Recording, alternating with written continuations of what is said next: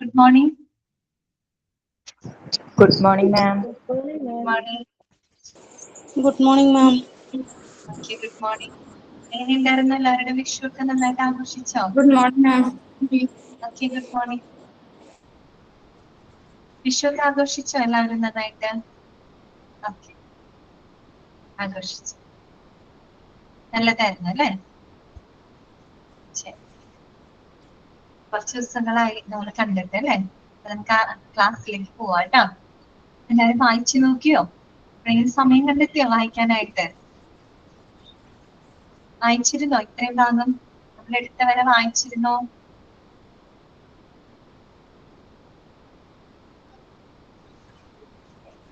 Text book ഒക്കെ കിട്ടിയോ എല്ലാവർക്കും? ടെക്സ്റ്റ് ബുക്ക് കിട്ടിയോ? ഇതുവരെ കിട്ടിയില്ല. എന്ത് പറ്റി? ഓക്കെ, കുറച്ച് പേർക്ക് കിട്ടി, കുറച്ച് പേർക്ക് ഇല്ല. ഓർഡർ കൊടുത്തിട്ടില്ലേ നിങ്ങള്? എത്രയും പെട്ടെന്ന് ടെക്സ്റ്റ് ബുക്ക് കളക്ട് ചെയ്യണം കേട്ടോ. ഓർഡർ കൊടുത്തിട്ട് പെട്ടെന്ന് തന്നെ കളക്ട് ചെയ്യാം കേട്ടോ. ഓക്കെ, ശരി. ഇനി അധികം വൈകരുത് കേട്ടോ. നമ്മളിങ്ങനെ ഓരോ ചാപ്റ്ററുകൾ എടുത്തു പോകുമ്പോൾ നിങ്ങൾക്ക് ബുദ്ധിമുട്ട് വരരുത്, അതുകൊണ്ടാണ് കേട്ടോ. അപ്പൊ ശരി, നമുക്ക് ഇന്നത്തെ ക്ലാസ്സിലോട്ട് പോവാം കേട്ടോ. ഓൾ മ്യൂട്ട് ചെയ്യാണ് കേട്ടോ.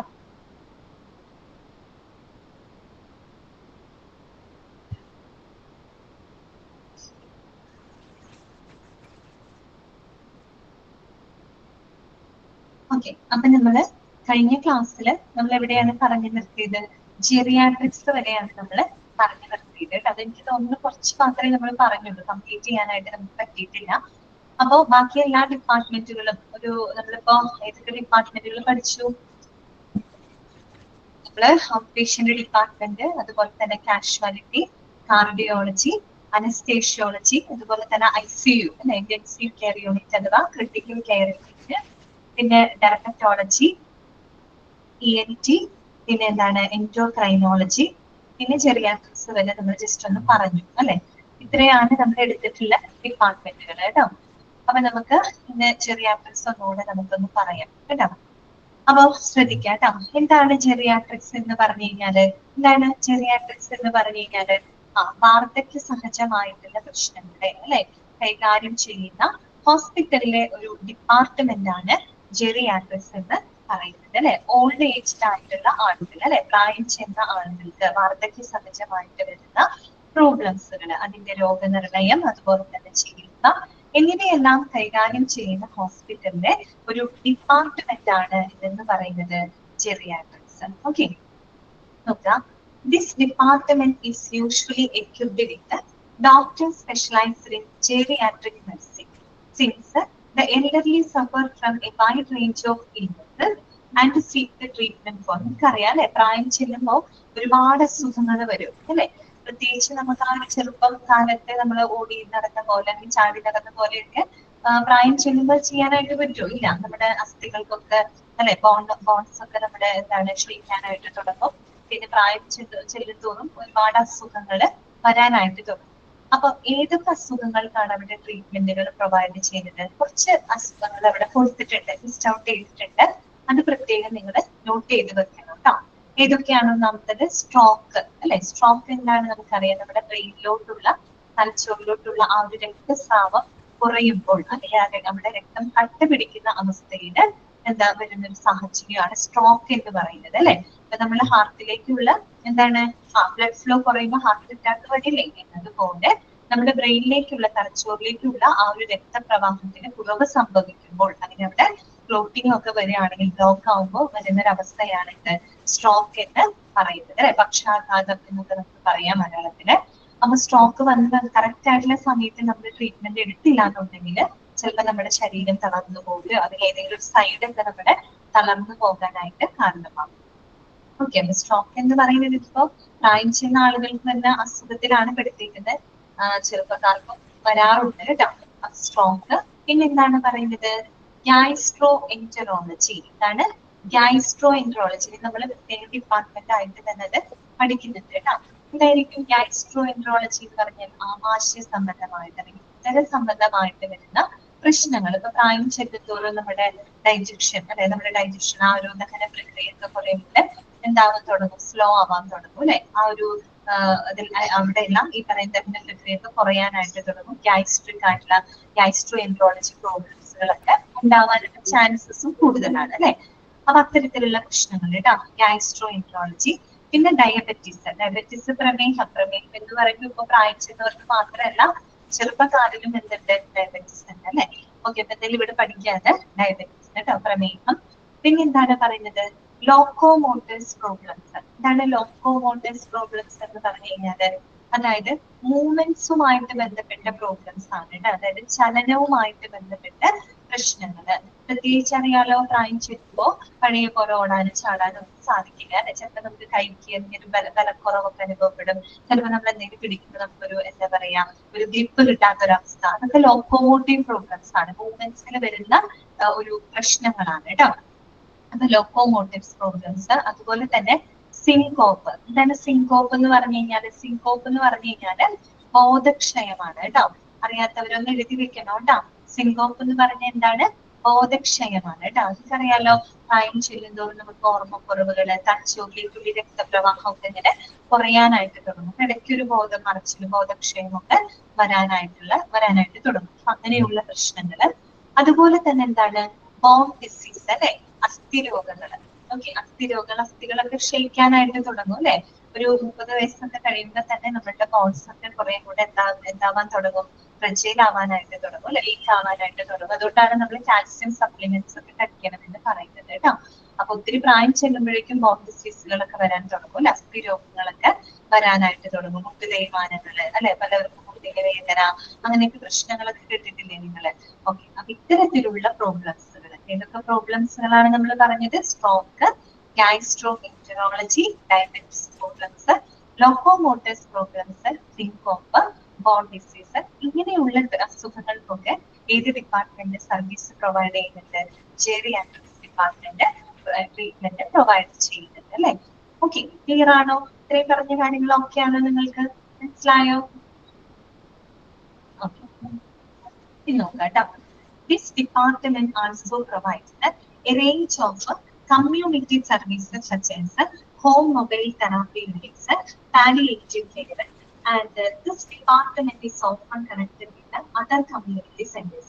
അപ്പൊ ഈ പറയുന്ന ജെറിയാട്രിക്സ് എന്ന് പറയുന്ന ഡിപ്പാർട്ട്മെന്റ് ഒരുപാട് കമ്മ്യൂണിറ്റി സർവീസുകൾ പ്രൊവൈഡ് ചെയ്യുന്നുണ്ട്. ഇതൊക്കെയാണ് കമ്മ്യൂണിറ്റി സർവീസസ് എന്ന് പറയുന്നത്.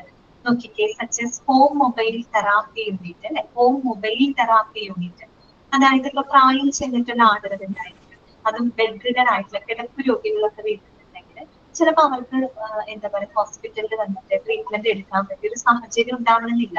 അല്ലെങ്കിൽ അവർക്ക് മറ്റുള്ള ട്രാൻസ്പോർട്ടേഷൻ ഫെസിലിറ്റികൾ അങ്ങനെയൊന്നും ഉണ്ടായിരിക്കില്ല.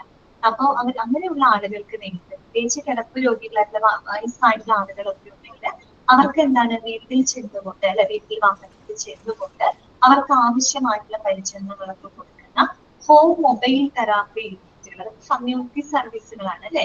എന്നുവെച്ചാൽ ഒട്ടും കാരണവശാലും ഹോസ്പിറ്റലിൽ വന്ന് ട്രീറ്റ്മെന്റ് എടുക്കാൻ കഴിയാത്ത പ്രായം ചെയ്യുന്ന ആളുകളൊക്കെ ഉണ്ടായിരിക്കും. അപ്പൊ അവരൊക്കെ അവരുടെ വീടുകളിൽ ചെന്നിട്ട് അവർക്ക് ആവശ്യമായിട്ടുള്ള പരിചരണങ്ങൾക്ക് കൊടുക്കുന്ന ഹോം മൊബൈൽ തെറാപ്പി യൂണിറ്റ്. അതുപോലെ തന്നെ എന്താണ്, പാലിയേറ്റീവ് കെയർ അല്ലെ. അറിയാലോ, പാലിയേറ്റീവ് കെയർ ഈ പറയുന്ന പോലെ നമ്മൾക്ക് ഏറ്റവും ഗുരുതരമായിട്ടുള്ള അസുഖങ്ങള് അല്ലെങ്കിൽ ആ ഒരു ജീവിതത്തിന്റെ അവസാന കാലഘട്ടത്തിലൊക്കെ ഒത്തിരി വേദനകളും ബുദ്ധിമുട്ടുകളും രോഗാവസ്ഥകളൊക്കെ അനുഭവിക്കുന്ന ആളുകൾക്ക് ഒരു പരിചരണം, അല്ലെങ്കിൽ അവർക്കൊരു മാനസികമായിട്ടും ശാരീരികമായിട്ടും ഒരു പിന്തുണ കൊടുക്കുന്നതിന് വേണ്ടിയിട്ടൊക്കെ പ്രവർത്തിക്കുന്നതാണ് അല്ലെ പാലിയേറ്റീവ് കെയർ യൂണിറ്റ് എന്ന് പറയുന്നത്. അപ്പൊ അത്തരത്തിലുള്ള കമ്മ്യൂണിറ്റി സർവീസുകളും ഏത് ഡിപ്പാർട്ട്മെന്റ് പ്രൊവൈഡ് ചെയ്യുന്നുണ്ട്, ജെറിയാട്രിക്സ് ഡിപ്പാർട്ട്മെന്റ് പ്രൊവൈഡ് ചെയ്യുന്നുണ്ട് കേട്ടോ. അത് മാത്രമല്ല, this department is often connected with other community centres.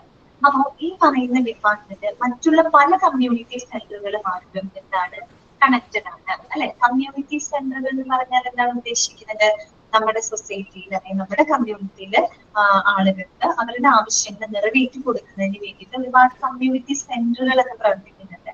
For example ഒക്കെ പറയുകയാണെങ്കിൽ ഇപ്പോ റിക്രിയേഷൻ സെന്ററുകളൊക്കെ ഉണ്ടായിരിക്കും. റിക്രിയേഷൻ സെന്ററുകൾ, അതായത് ഫിറ്റ്നസ് ക്ലാസ്സുകളൊക്കെ കൊടുക്കുന്ന ചില കൂട്ടായ്മകളൊക്കെ ഉണ്ടായിരിക്കും. ഫിറ്റ്നസ് ക്ലാസ്സുകൾ, സ്പോർട്സ് ഇവന്റ്സുകളൊക്കെ കണ്ടക്ട് ചെയ്യുന്ന റിക്രിയേഷൻ സെന്ററുകള്.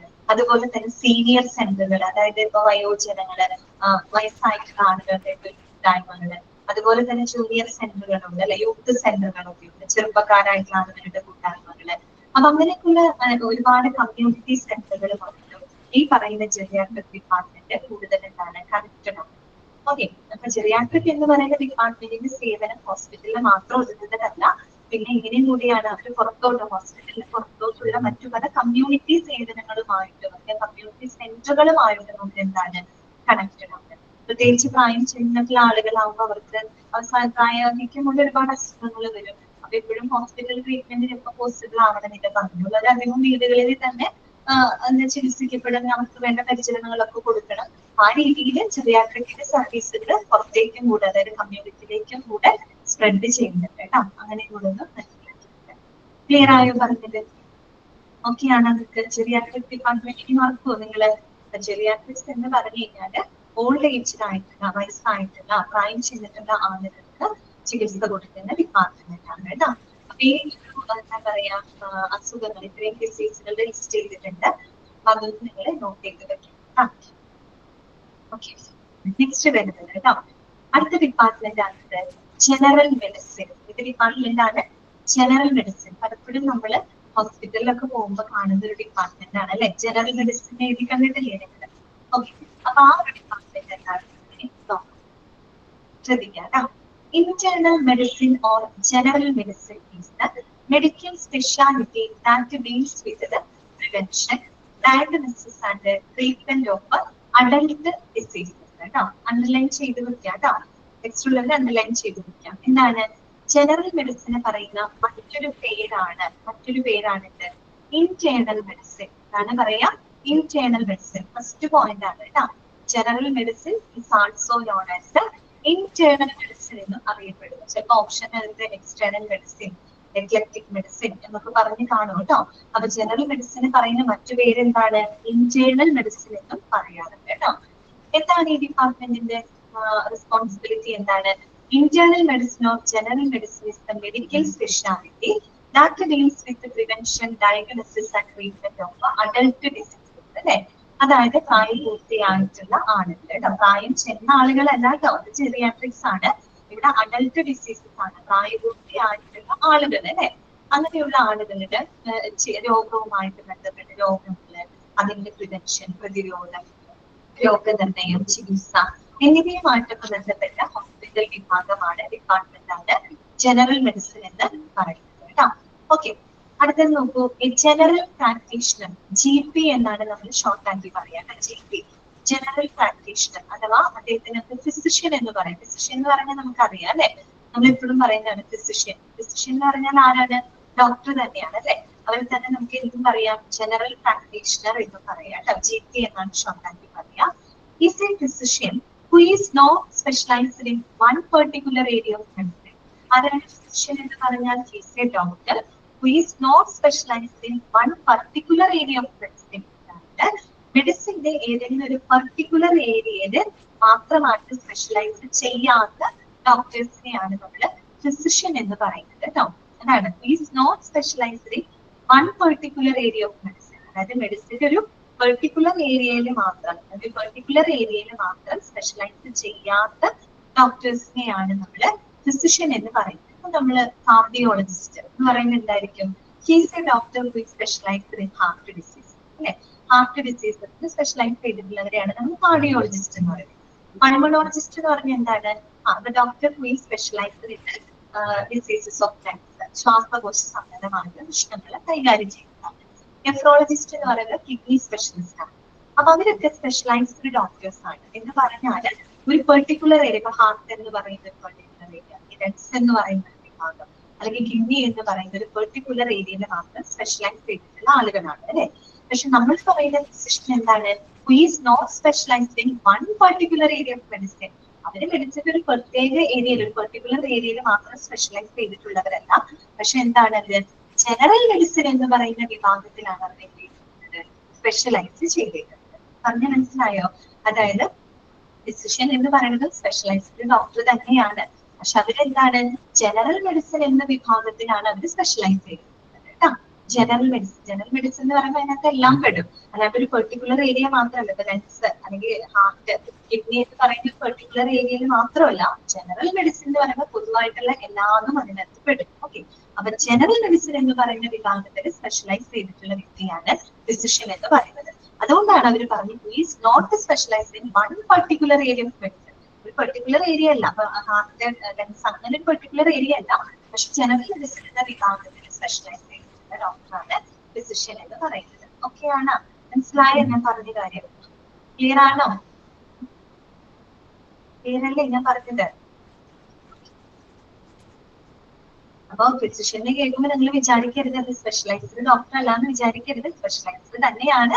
പക്ഷെ ജനറൽ മെഡിസിൻ എന്ന് പറയുന്ന വിഭാഗത്തിലാണ് അദ്ദേഹം സ്പെഷ്യലൈസ് ചെയ്തിരിക്കുന്നത് കേട്ടോ. അവരെ തന്നെയാണ് നമ്മൾ ജനറൽ പ്രാക്ടീഷണർ എന്ന് പറയുന്നത്. ഓക്കെ, ഇനി എന്തൊക്കെ സേവനങ്ങളാണ് ഈ ഒരു വിഭാഗം നമുക്ക് പ്രൊവൈഡ് ചെയ്യുന്നത് കേട്ടോ? അതൊക്കെ ഒന്ന് നോട്ട് ചെയ്ത് വെക്കണേ. നോക്കിയാൽ റൂട്ടീൻ ഹെൽത്ത് കെയർ അല്ലെ. റൂട്ടീൻ ഹെൽത്ത് കെയർ പ്രാക്ടിക്കലി പറയുന്നുണ്ട് physical examination, immunisation and assess and treat many different conditions including illnesses and injuries. അതായത് സാധാരണയായിട്ടുള്ള പരിശോധനകൾ, റൂട്ടീൻ ആയിട്ടുള്ള ഹെൽത്ത് കെയർ, ഫിസിക്കൽ എക്സാമിനേഷൻ, ശാരീരികമായിട്ടുള്ള പരിശോധനകൾ, ഇമ്മ്യൂണൈസേഷൻ, പ്രതിരോധപരമായിട്ട് പ്രതിരോധ കുത്തിവയ്പ്പുകൾ, അങ്ങനെയൊക്കെയുള്ള റൂട്ടീൻ ആയിട്ടുള്ള ഹെൽത്ത് കെയർ ചെയ്യുന്നതും അതുപോലെ തന്നെ it assess and treat many different conditions including illnesses and injuries അല്ലെ. മുറിവുകള് അല്ലെങ്കിൽ അസുഖങ്ങൾ, സാധാരണ നമുക്ക് വരുന്ന നോർമലി വരുന്ന സീസണൽ അസുഖങ്ങളൊക്കെ ഉണ്ടാവില്ല, ഇൻഫെക്ഷൻസ്, ഇൻജുറീസ്, അങ്ങനെയുള്ള പല ഡിഫറെന്റ് കണ്ടീഷൻസിനെയൊക്കെ ട്രീറ്റ് ചെയ്യുന്ന ഒരു ഡിപ്പാർട്ട്മെന്റ് ആണ് ജനറൽ മെഡിസിൻ എന്ന് പറയുന്നത് കേട്ടോ. ഓക്കെ, ഇനി നോക്കൂ, MBBS വിത്ത് MD. MD എന്തിനാണ്? General medicine. Is usually A general physician. നമ്മൾ നേരത്തെ പറഞ്ഞ കാര്യമാണ് അല്ലെ. ഒരു ജനറൽ ഫിസിഷ്യൻ എന്ന് പറഞ്ഞാല് അദ്ദേഹം എന്താണ്? MBBS കഴിഞ്ഞിട്ട് എന്തില് MD ചെയ്തിട്ടുണ്ടായിരിക്കും? ജനറൽ മെഡിസിൻ വിഭാഗത്തിൽ MD ചെയ്തിട്ടുള്ളതാണ്. MD എന്ന് പറഞ്ഞ പോസ്റ്റ് ഗ്രാജുവേഷൻ ആണ്. നമ്മൾ MBBS കഴിഞ്ഞാൽ MBBS ഒരു ഗ്രാജുവേഷൻ ലെവലാണ്.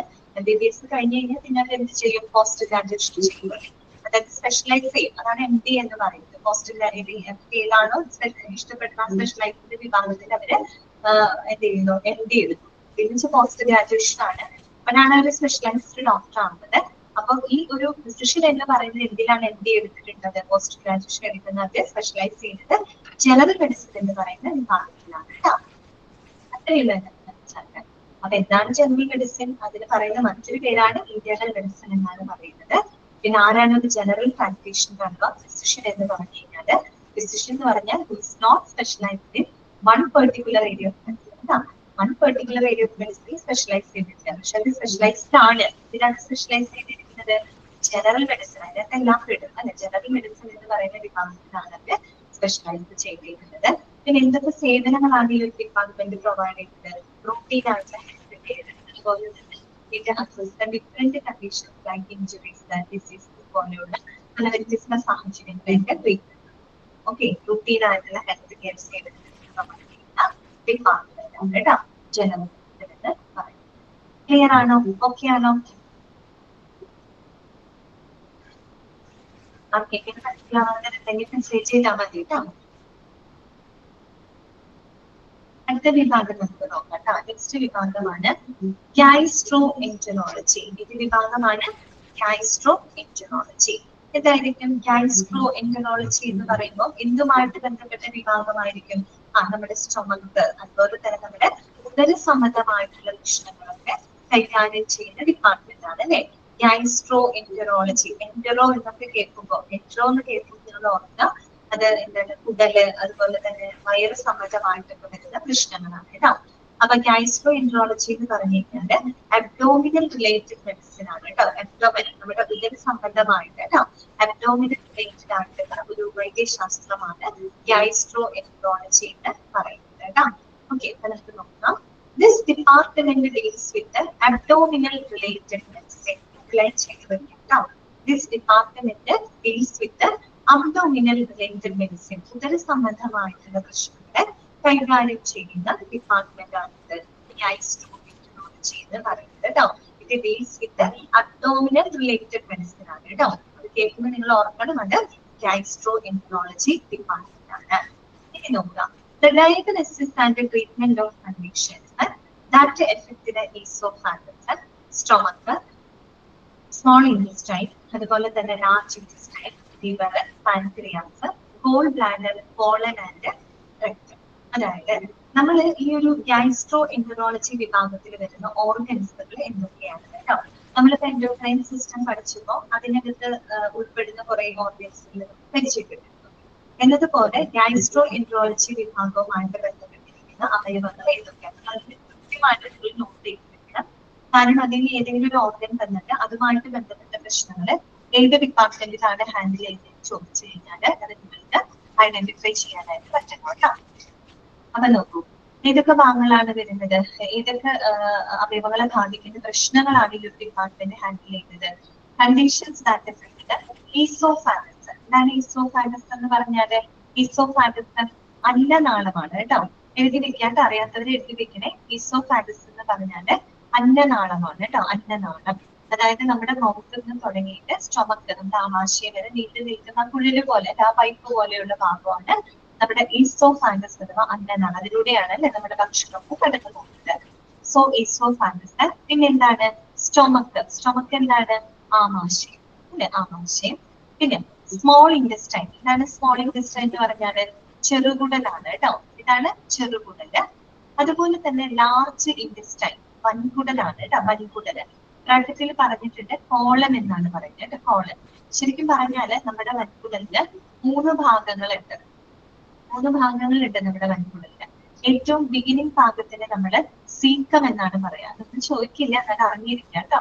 നമ്മുടെ വൻകുടലിന്റെ ബിഗിനിങ് പോർഷൻ, അതായത് തുടക്ക ഭാഗത്തിന് നമ്മൾ സീക്കം എന്നാണ് പറയാ.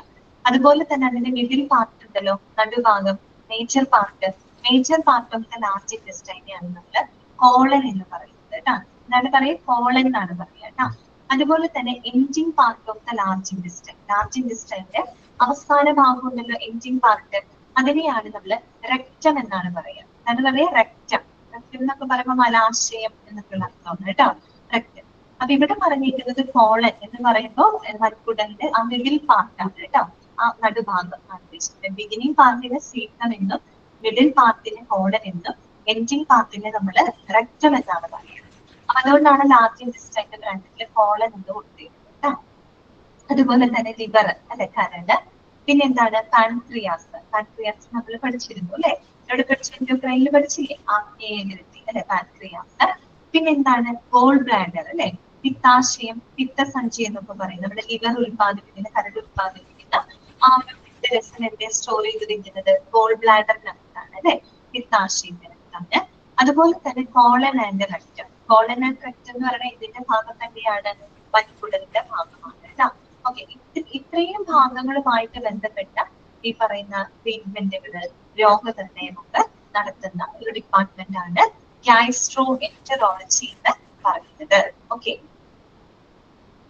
അതെ സുരേഷ്, കറക്റ്റ് ആണ് കേട്ടോ. ലാർജ് ഇൻറ്റസ്റ്റൈന്റെ ലാർജസ്റ്റ് പാർട്ട് കേട്ടോ. ലാർജസ്റ്റ് പാർട്ട് എന്ന് വെച്ചാൽ ഏറ്റവും മിഡിൽ പാർട്ടാണ് ലാർജസ്റ്റ് ആയിട്ടുള്ളത് കേട്ടോ. ആ ഭാഗത്തിനെയാണ് നമ്മൾ കോളൻ എന്ന് പറയുന്നത് കേട്ടോ. കോളൻ. തുടക്ക ഭാഗത്തിന് സീക്കം എന്നാണ് പറയാ, നടുഭാഗത്തിന് കോളൻ എന്നും അവസാന ഭാഗത്തിന് നമ്മള് റെക്റ്റം എന്നാണ് പറയാ കേട്ടോ. അപ്പൊ ഞാൻ അതിന്റെ പിക്ചർ ഒന്ന് ജസ്റ്റ് കാണിച്ചു തരാം, അപ്പൊ നിങ്ങൾക്ക് പെട്ടെന്ന് അത് മനസ്സിലാവും. കാണുന്നുണ്ടോ? പിക്ചർ കാണുന്നുണ്ടോ?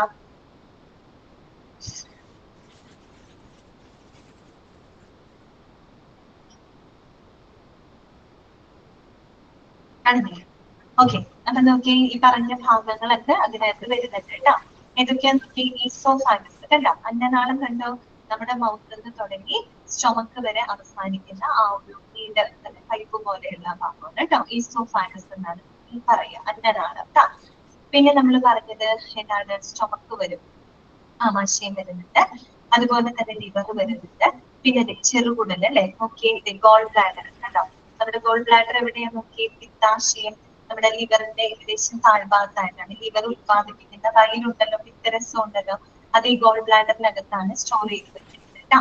പിന്നെ പാൻക്രിയാസ് നമുക്കറിയാം, ആമാശയത്തിന്റെ തൊട്ട് താഴെയായിട്ടാണ് പാൻക്രിയാസ് കാണപ്പെടുന്നത്. പിന്നെ ഇത് സ്മോൾ ഇൻറ്റസ്റ്റൈൻ ആണ് കേട്ടോ, ചെറുകുടലാണ്. ഇതാണ് വൻകുടൽ കണ്ടോ. ഈ ഭാഗം ഉണ്ടല്ലോ, ഈ തുടക്ക ഭാഗം, അതിനെയാണ് നമ്മൾ സീക്കം എന്ന് പറയുന്നത്. മിഡിൽ ഭാഗം ഉണ്ടല്ലോ, ലാർജസ്റ്റ് ഭാഗം, സുരേഷ് പറഞ്ഞ പോലെ ലാർജസ്റ്റ് ഭാഗം കേട്ടോ. ഏറ്റവും മിഡിൽ പാർട്ടാണ് നമ്മുടെ കോളൻ എന്ന് പറയുന്നത്. ആ ഒരു എൻഡിങ് പാർട്ടിനെയാണ് നമ്മൾ റെക്റ്റം എന്താ മലാശയം എന്നൊക്കെ നമുക്ക് പറയും കേട്ടോ. റെക്ടം. ഇത്രയും ഭാഗങ്ങളാണ് ഇതിനകത്ത് വരുന്നത്, ഗാസ്ട്രോ എൻട്രോളജിക്കകത്ത് വരുന്നത്. ഇതുമായിട്ട് ബന്ധപ്പെട്ട പ്രശ്നങ്ങൾ ഒന്നുകൂടെ കാണാം, പിക്ചർ ഒന്നുകൂടെ കാണാം. ഓക്കെ ആണോ? മനസ്സിലായോ? ഒന്ന് നോക്കി വെച്ചോട്ടോ, അപ്പൊ പെട്ടെന്ന് നിങ്ങളുടെ മനസ്സിൽ നിൽക്കും. ഈസോഫാഗസ്, ലിവർ, പിന്നെ goal bladder, stomach, small intestine, പിന്നെ ലാർജ് ഇൻറ്റസ്റ്റൈൻ, പിന്നെ റെക്ടം. ഓക്കെ,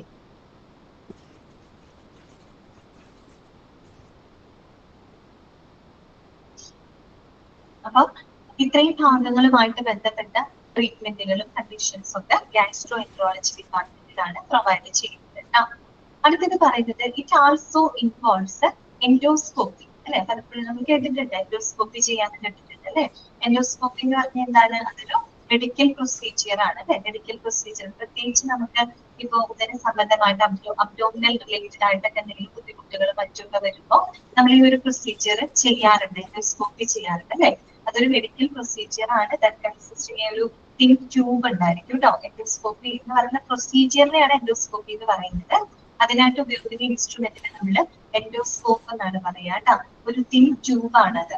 അതിനകത്ത് ഒരു ലൈറ്റും ക്യാമറയൊക്കെ ഉണ്ടായിരിക്കും. അപ്പൊ അത് നമ്മുടെ നാച്ചുറൽ ആയിട്ടുള്ള ഓപ്പണിങ്സ്, പക്ഷെ നമ്മുടെ ഒന്നില്ലെങ്കിൽ വായിലൂടെ ആയിരിക്കാം, അല്ലെങ്കിൽ ഈ പറയുന്ന മലാശയത്തിലോ മലദ്വാരത്തിലൂടെയോ അങ്ങനെയൊക്കെ നമ്മുടെ ശരീരത്തിനകത്തേക്ക് അത് കയറ്റി വിടുവാണ്. എന്നിട്ട് ആ എന്താ പറയുക, അസുഖം വരുന്ന ആ ഭാഗത്തിന്റെ ഇമേജ് എടുക്കുകയാണ് കേട്ടോ. അപ്പൊ അത് ഡോക്ടർക്ക് കറക്റ്റ് സ്ക്രീനിൽ അവിടെ കാണാനായിട്ട് പറ്റും, ആ സിസ്റ്റത്തിനകത്ത് കാണാൻ പറ്റും. അങ്ങനെ ഒരു മെഡിക്കൽ പ്രൊസീജിയർ ആണ് എൻഡോസ്കോപ്പി എന്ന് പറയുന്നത്. നിങ്ങൾക്ക് എല്ലാവർക്കും ഫെമിലിയർ ആണ് എൻഡോസ്കോപ്പി. കോളനോസ്കോപ്പി എന്നൊക്കെ പറയില്ലേ, സംഭവം തന്നെയാണ് കേട്ടോ, എൻഡോസ്കോപ്പി തന്നെയാണ്. അപ്പൊ ആ ഒരു പ്രൊസീജിയറിനെയാണ് നമ്മൾ എൻഡോസ്കോപ്പി എന്ന് പറയുന്നത്. അതിനായിട്ട് ഉപയോഗിക്കുന്ന ഇൻസ്ട്രുമെന്റിനെ നമ്മൾ എൻഡോസ്കോപ്പ് എന്നാണ് പറയുക കേട്ടോ. അപ്പൊ എൻഡോസ്കോപ്പി ഏത് ഡിപ്പാർട്ട്മെന്റിൽ പൊതുവെ ചെയ്യുന്നത്? ഗാസ്ട്രോ എൻട്രോളജി ഡിപ്പാർട്ട്മെന്റിനകത്താണ് ചെയ്യുന്നത് കേട്ടോ. ഇനി നോക്കൂ, special nurses are often posted in this department and they are capable of performing a wide range of bowel investigation.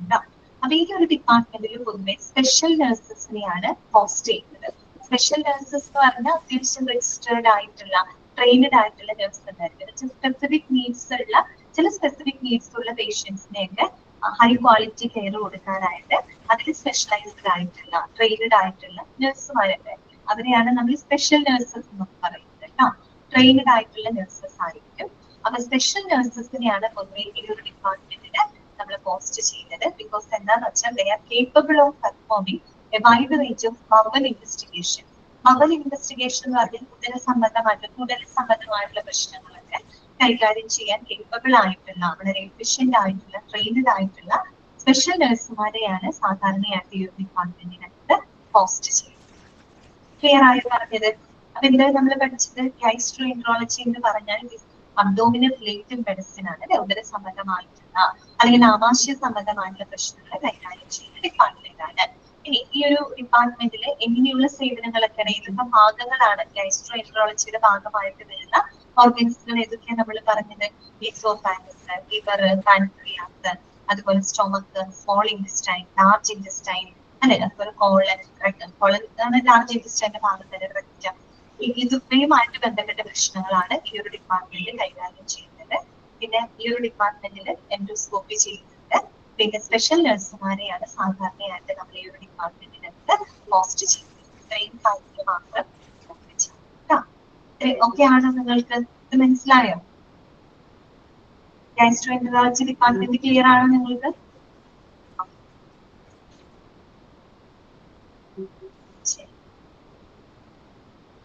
അടുത്ത ഡിപ്പാർട്ട്മെന്റ് കേട്ടോ. അടുത്ത ഡിപ്പാർട്ട്മെന്റ് ചെറുതായിട്ട് മാത്രമേ അവിടെ കൊടുത്തിട്ടുള്ളൂ, പക്ഷെ അതിന്റെ ക്വസ്റ്റ്യൻസ് വരാറുണ്ട്. നോട്ട് ചെയ്ത് വെക്കാം കേട്ടോ. ഹെപ്പറ്റോളജി, ഇതാണ് നിങ്ങൾക്ക് ഒട്ടുമിക്കവർക്ക് ചിലപ്പോൾ അറിയുന്നുണ്ടാവും.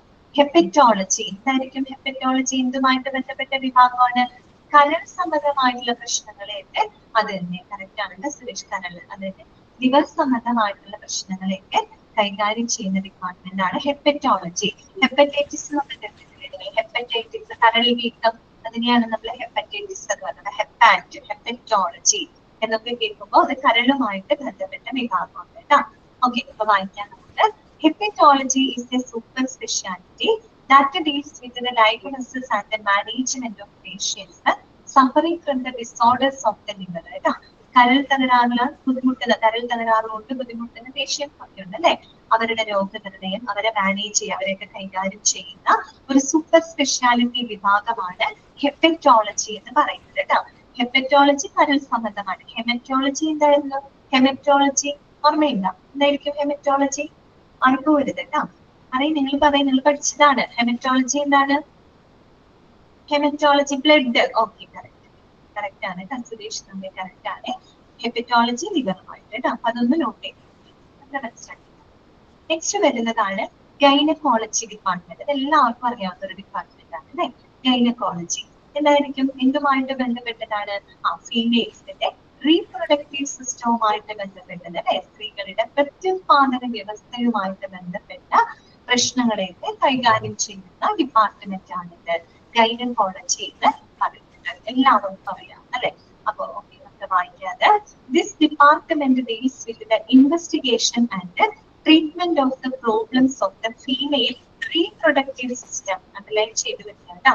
ഫീമെയിൽ റീപ്രൊഡക്റ്റീവ് സിസ്റ്റവുമായിട്ട്, സ്ത്രീകളുടെ പ്രത്യുത്പാദന വ്യവസ്ഥയുമായിട്ട് ബന്ധപ്പെട്ട പ്രശ്നങ്ങള്, രോഗങ്ങള്, രോഗനിർണയം, അതിന്റെ പ്രതിരോധം, ഇവയെല്ലാം കൈകാര്യം ചെയ്യുന്ന ഹോസ്പിറ്റൽ ഡിപ്പാർട്ട്മെന്റ് ആണ് ഗൈനക്കോളജി എന്ന് പറയുന്നത്. ഓക്കെ.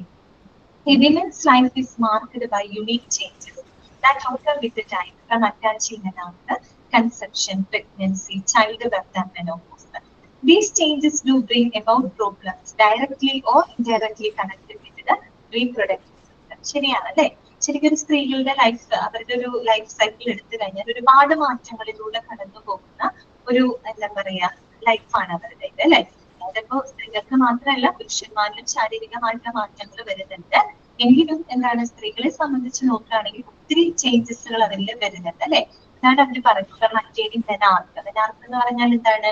ആർത്തവമാണ് കേട്ടോ. ആർത്തവം നമ്മളിത് സ്റ്റാർട്ട് ചെയ്യുന്നു, പിന്നെ കൺസെപ്ഷൻ, പ്രഗ്നൻസി അല്ലെ, ഗർഭധാരണം അല്ലെ, പ്രഗ്നൻസി, പിന്നെ എന്താണ് ചൈൽഡ് ബർത്ത് അല്ലെ, കുഞ്ഞിന് ജന്മം കൊടുക്കുന്നു, പ്രസവം അല്ലെ, പ്രസവിക്കുന്നു, പിന്നെ മെനോപോസ് അല്ലെ, ആർത്തവ വിരാമം. അങ്ങനെ ഒരുപാട് ചേഞ്ചസിലൂടെ കടന്നു വരുന്നതാണ് ഒരു ഫീമെയിൽ ലൈഫ് സൈക്കിൾ എടുക്കുകയാണെങ്കിൽ. അപ്പൊ ഇത്തരം ചേഞ്ചസുകൾ എന്ന് പറയുന്നത് ഡ്രാസ്റ്റിക് ആയിട്ടുള്ള ചേഞ്ചസുകളാണ് കേട്ടോ. ഇത്തരം ചേഞ്ചസുകൾ ഡയറക്റ്റ് ആയിട്ട് അല്ലെങ്കിൽ ഇൻഡയറക്റ്റ് ആയിട്ട് തന്നെ അവരുടെ റീപ്രൊഡക്റ്റീവ് സിസ്റ്റവുമായിട്ട് കണക്റ്റഡ് ആണ്. അതായത് റീപ്രൊഡക്റ്റീവ് സിസ്റ്റത്തെ എഫക്ട് ചെയ്യുന്നുണ്ട്. അതുകൊണ്ട് തന്നെ so requires a separate branch of medicine that focuses on these areas. അതുകൊണ്ട് തന്നെ ഈ ഒരു ഏരിയയുമായിട്ട്, ഈ ഒരു റീപ്രൊഡക്റ്റീവ് സിസ്റ്റവുമായിട്ട് ബന്ധപ്പെട്ട കാര്യങ്ങൾ ഫോക്കസ് ചെയ്തുകൊണ്ട് ഒരു സ്പെഷ്യൽ ബ്രാഞ്ച് ഒക്കെ ആവശ്യമായിട്ട് വരും. അങ്ങനെയാണ് ഈ ഗൈനക്കോളജി വിഭാഗങ്ങളൊക്കെ വരുന്നത് കേട്ടോ. ഏതൊക്കെയാണ് പ്രധാനപ്പെട്ട 3 സ്പെഷ്യാലിറ്റികൾ? അതൊന്ന് നോട്ട് ചെയ്ത് വെക്കാം. ഏതൊക്കെയാണ് 3 സ്പെഷ്യാലിറ്റികൾ എന്ന് വെച്ചാൽ ഫീമെയിലുടെ റീപ്രൊഡക്റ്റീവ് സിസ്റ്റവുമായിട്ട് ബന്ധപ്പെട്ട് വരുന്ന പ്രധാനപ്പെട്ട സ്പെഷ്യാലിറ്റികളാണ് നമ്മൾ ഈ പറഞ്ഞ ഗൈനക്കോളജി. അതുപോലെ തന്നെ ഒബ്സ്ട്രക്റ്റീവ്സ് കേട്ടോ. ഒബ്സ്ട്രക്റ്റീവ്സ് അടുത്ത നമ്മൾ പഠിക്കുന്നുണ്ട്. ഒബ്സ്ട്രക്റ്റീവ്സ്. പിന്നെ വരുന്നത് ഇൻഫെർട്ടിലിറ്റി. ഇൻഫെർട്ടിലിറ്റി കേട്ടിട്ടുണ്ടല്ലോ, വന്ധ്യതാ പ്രശ്നങ്ങളൊക്കെ കേട്ടിട്ടുണ്ട്, കുട്ടികൾ ഉണ്ടാവാത്തൊരവസ്ഥ. അത് അപ്പൊ ഇൻഫെർട്ടിലിറ്റി. ഈ പറയുന്ന 3 സ്പെഷ്യാലിറ്റികൾ എല്ലാം നോക്കുകയാണെങ്കിൽ ഇതെല്ലാം ഫീമെയിൽ റീപ്രൊഡക്റ്റീവ് സിസ്റ്റവുമായിട്ട് കണക്റ്റഡ് ആണ്. അപ്പൊ ഇങ്ങനെയുള്ള ഏരിയകളെ ഫോക്കസ് ചെയ്തുകൊണ്ടുള്ള കുറച്ച് വിഭാഗങ്ങളാണ് ഇത് നമ്മൾ കാണാനായിട്ട് പോകുന്നത്. ജസ്റ്റ് നിങ്ങൾ മനസ്സിലാക്കി വെക്കുക കേട്ടോ. ഗൈനക്കോളജി എന്ന് പറയുന്നത് ഇത് ഡീൽസ് വിത്ത് ഫീമെയിൽ റീപ്രൊഡക്റ്റീവ് സിസ്റ്റവുമായിട്ട് ബന്ധപ്പെട്ട പ്രശ്നങ്ങളെയാണ് അവിടെ കൈകാര്യം ചെയ്യുന്നത് കേട്ടോ. ഇത് നോക്കാം. Gynaecology consist of medical and surgical therapies for the complete spectrum of disorders that involves the female reproductive system. ഇപ്പൊ പറഞ്ഞ സെയിം കാര്യമാണ് കേട്ടോ. ഫീമെയിൽ റീപ്രൊഡക്റ്റീവ് സിസ്റ്റവുമായിട്ട് ബന്ധപ്പെട്ട എല്ലാവിധ ഡിസോർഡേഴ്സുകളും അതിന്റെ മെഡിക്കൽ സർജിക്കൽ തെറാപ്പികളൊക്കെ എന്താണ് കൺസിസ്റ്റ് ചെയ്യുന്നത്, മെഡിക്കൽ സർജിക്കൽ സേവനങ്ങളൊക്കെ പ്രൊവൈഡ് ചെയ്യുന്ന ഡിപ്പാർട്ട്മെന്റാണ് ഗൈനക്കോളജി എന്ന് പറയുന്നത്. ഓക്കെ ആണല്ലോ, എല്ലാവർക്കും അറിയാലോ ഗൈനക്കോളജി എന്താണെന്നുള്ളത്. ക്ലിയർ അല്ലേ എല്ലാവർക്കും? അറിയാവുന്ന ഡിപ്പാർട്ട്മെന്റ്. അടുത്തത് കേട്ടോ.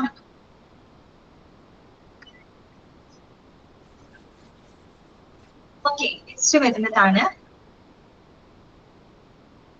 എന്താണ് നമ്മളിപ്പോ പറഞ്ഞത്. കുറച്ച് ഗൈനക്കോളജി എന്ന് പറയുന്നത് ഫീമെയിൽസിന്റെ റീപ്രൊഡക്റ്റീവ് സിസ്റ്റവുമായിട്ട് ബന്ധപ്പെട്ടത്, സ്ത്രീകളുടെ പ്രത്യുത്പാദന വ്യവസ്ഥയുമായിട്ട് ബന്ധപ്പെട്ട പ്രശ്നങ്ങളെയൊക്കെ കൈകാര്യം ചെയ്യുന്ന വിഭാഗമാണ് ഗൈനക്കോളജി എന്ന് പറയുന്നത് കേട്ടോ. ഓക്കെ, ഇനി നോക്കാം. അടുത്തതാണ് കൺസെപ്ഷൻ എന്ന് പറഞ്ഞാല് ഇതാണ് കേട്ടോ, ഗർഭധാരണം കേട്ടോ. കൺസെപ്ഷൻ മീൻസ് ഗർഭധാരണം. ഓക്കെ, പ്രഗ്നൻസി എന്നുള്ള മീനിങ് തന്നെയാണ് കേട്ടോ. അടുത്തത് നെക്സ്റ്റ് വിഭാഗമാണ്. ക്ലിയർ അല്ലേ? എല്ലാവർക്കും ഓക്കെ ആണല്ലോ ഗൈനക്കോളജി? അടുത്ത വിഭാഗമാണ് ഒബ്സ്ട്രക്ടിസ് കേട്ടോ. എന്താണ് ഒബ്സ്ട്രക്ടിസ്? എന്താണ് ഒബ്സ്ട്രക്ടിസ് എന്ന് പറഞ്ഞു കഴിഞ്ഞാല് അതെന്ന് പറഞ്ഞാൽ ശരിക്കും ഒരു ഗൈനക്കോളജിയുടെ തന്നെ ഒരു സബ് സ്പെഷ്യാലിറ്റി ആണെന്ന് വേണമെങ്കിൽ നമുക്ക് പറയാം. ഓക്കെ, ഒബ്സ്ട്രക്ടിസ്. ഒബ്സ്ട്രക്ടിസ് എന്ന് പറഞ്ഞു കഴിഞ്ഞാല് ഈ പറയുന്ന അമ്മയ്ക്കും കുഞ്ഞിനും ഒരുപോലെ പരിചരണം കൊടുക്കുന്ന ഡിപ്പാർട്ട്മെന്റ്. അതും റീപ്രൊഡക്റ്റീവ് സിസ്റ്റമായിട്ട് റിലേറ്റഡ് ആണ്.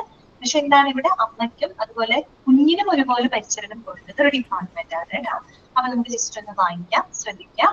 ഒബ്സ്ട്രക്ടിസ് is the surgical specialty dealing with the care of mother and child കേട്ടോ. Mother and child before, during and after childbirth. അതായത് ഈ പറയുന്ന കുട്ടി ജനിക്കുന്നതിന് മുൻപ് അല്ലെ, ആ ഒരു പ്രഗ്നൻസി ടൈമിലും അതുപോലെ തന്നെ ഡ്യൂറിങ് ദി ചൈൽഡ് ബർത്ത് പ്രസവ സമയത്തും ആഫ്റ്റർ ചൈൽഡ് ബർത്ത് കുഞ്ഞ് ജനിച്ചതിന് ശേഷം വരുന്ന ഒരു പോസ്റ്റ് പാർട്ടം പീരീഡ് ഒക്കെ ഉണ്ടാവും അല്ലെ.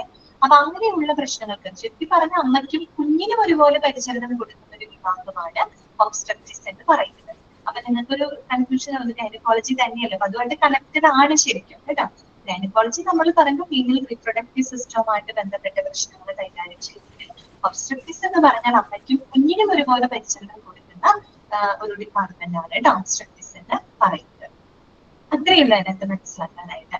ഇനി നമ്മൾ വേറൊരു വിഭാഗം കൂടെ പറഞ്ഞിട്ടുള്ളതായിരുന്നു ഇൻഫെർട്ടിലിറ്റി അല്ലെ, വന്ധ്യത പ്രശ്നങ്ങൾ നമ്മൾ പറഞ്ഞു. അതിനെ പറ്റിയാണ് ഇനി നെക്സ്റ്റ് സെന്റൻസിൽ പറയുന്നത്. അപ്പൊ അതൊക്കെ ഒന്ന് നോട്ട് ചെയ്ത് വെക്കാം.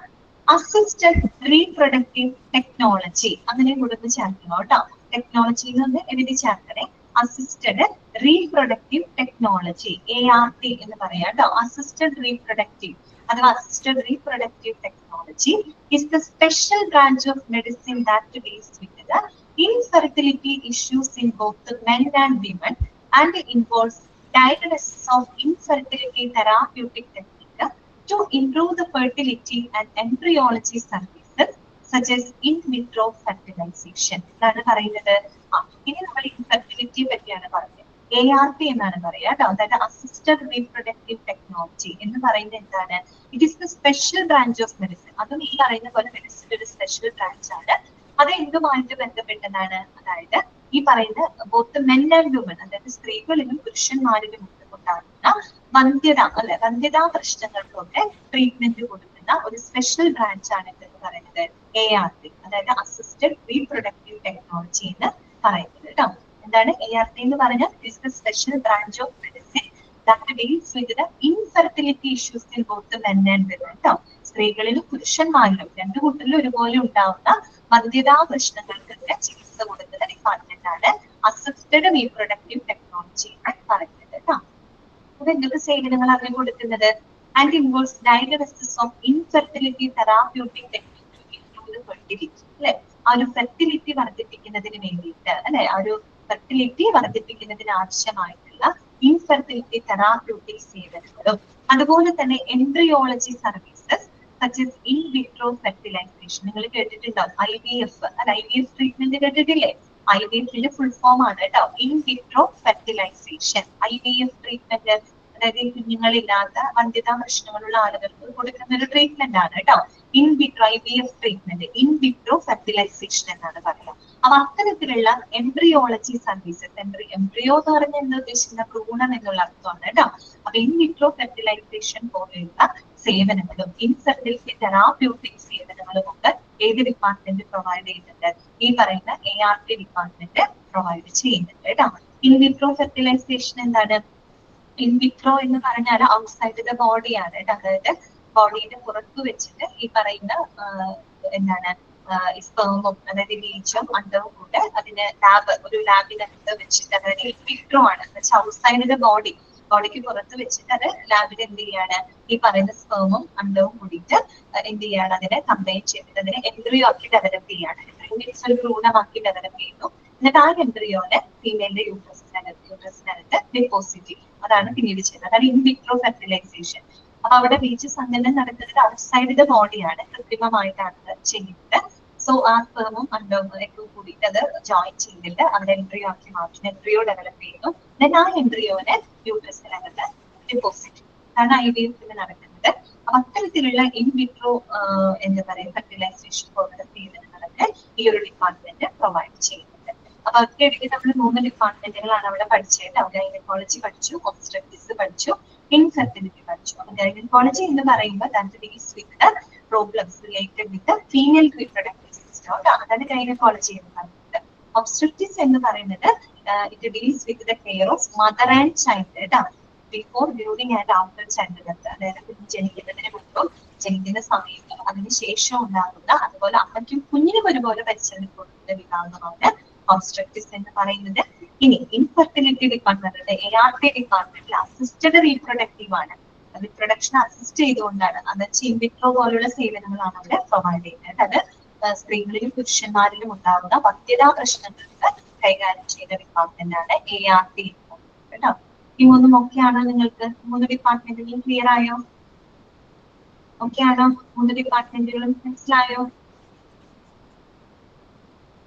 ബോറടിക്കുന്നുണ്ടോ നിങ്ങൾക്ക്? ക്ലാസ് ബോറടിക്കുന്നുണ്ടോ?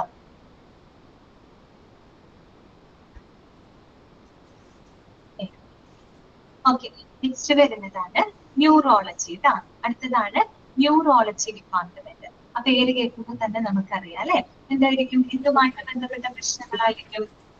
നെർവസ് സിസ്റ്റവുമായിട്ട് ബന്ധപ്പെട്ടത് അല്ലെ, നമ്മുടെ നാഡീ സംബന്ധമായിട്ടുള്ള പ്രശ്നങ്ങളെയൊക്കെ കൈകാര്യം ചെയ്യുന്ന ഒരു വിഭാഗമാണ് എന്തെന്ന് പറയുന്നത്?